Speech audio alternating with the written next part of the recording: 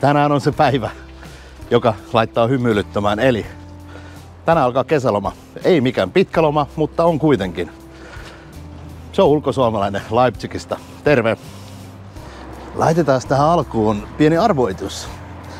Kiinalaisilla niitä on 14. Suomella 3. Saksalla aika monta myös. Eli kuinka monta rajanaapuria on Saksalla? Mietipä sitä, kerron lopussa sen vastauksen ja myöskin, että minkä takia itse asiassa edes kysyn tätä asiaa. Kuinka monta rajanaapuria on Saksalla?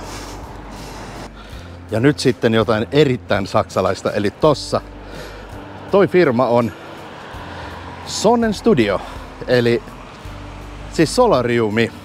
Joku voi ehkä muistaa vielä 80-luvulta, siis tunkkaiselta 80-luvulta paikan, jonne mentiin polttamaan itsensä ennen kuin lähti etelän lomalle. Siis tossa on solariumi.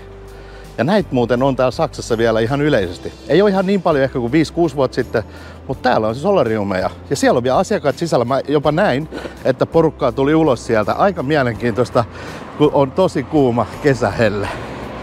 Ole hyvä. Solarium. Tästä on jo nyt muutama vuosi sitten. Mä kysyin yhdeltä duunikaverilta, joka kävi solariumissa, että miksi sä niin meet sinne? Et ymmärräksä, että sä poltat sun ihoja ja siitä tulee syöpää ja kaikkea sellaista, niin sano vaan, että ei, kun se on tosi hyvä niin iholle ja luille, että luut tykkää siitä. Mä sanoin, että hyvä. Ja näin loman alkajaisiksi mennään käymään tuossa paikallisessa vietnamilaisessa ravintolassa syömässä. Oikein mukava paikka ja aika erikoinenkin mun mielestä. No, katoppa.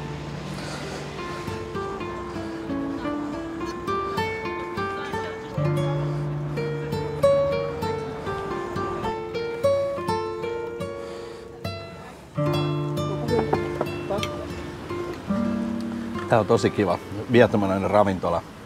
Ja tää rakennettiin tähän 2 vuotta sitten, eli tää paikka missä ollaan, niin tää oli semmoista ihan jättömaata roskaa ja kaikkea. Ja sitten ne vaan vuokras tosta pienen kulman tosta talon vierestä tai tosta kulmasta ja nyt ne on pikkuhiljaa tehnyt tästä tämmösen puistomaisen kivan, en mä tiedä. Tää on hirveän mukava. Tässä on vaan yksi ihan hemmetin huono puoli. Täällä on tosi paljon ampiaisia ja kärpäsiä. Eikä ole mitenkään kiva tommosen pikkusen kanssa olla paikassa, mikä on täynnä ampiaisia, mutta koitetaan nyt syödä tässä nopeasti. Eli nyt alkoi siis loma. Ihan nopeasti tästä saksalaisesta lomasysteemistä. Eli totta kai tämä on nyt hyvin samanlainen kuin Suomessa, mutta melkein kaikissa työpaikoissa on vähän enemmän lomaa kuin Suomessa, eli 30 työpäivää.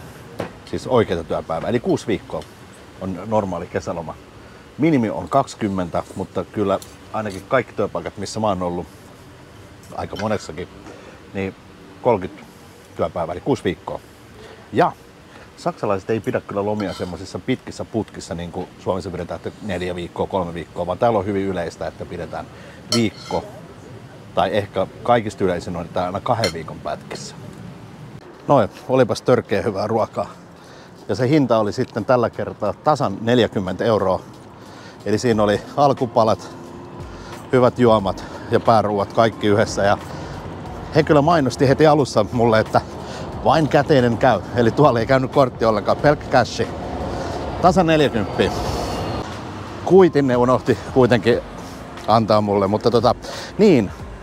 Ja sitten tästä saksalaisesta tippikulttuurista, eli täällä ei ole pakko antaa tippiä. Yleensä annetaan ravintoloissa tippiä partureissa ja muissa, missä se sujahtaa nätisti suoraan taskuun.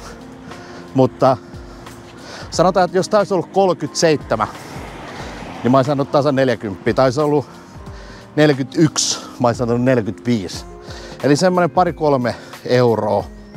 Ja sitten pyöristään pikkasen ylöspäin, niin se on niinku se normaali tippikulttuuri täällä. Eli kuinka monta rajanaapuria on Saksalla? No, niitä on 9. Ja miksi mä kysyin tätä oli se, että huomenna aamulla otetaan auto ja lähdetään muutaman päivän lomalle yhdestä niistä.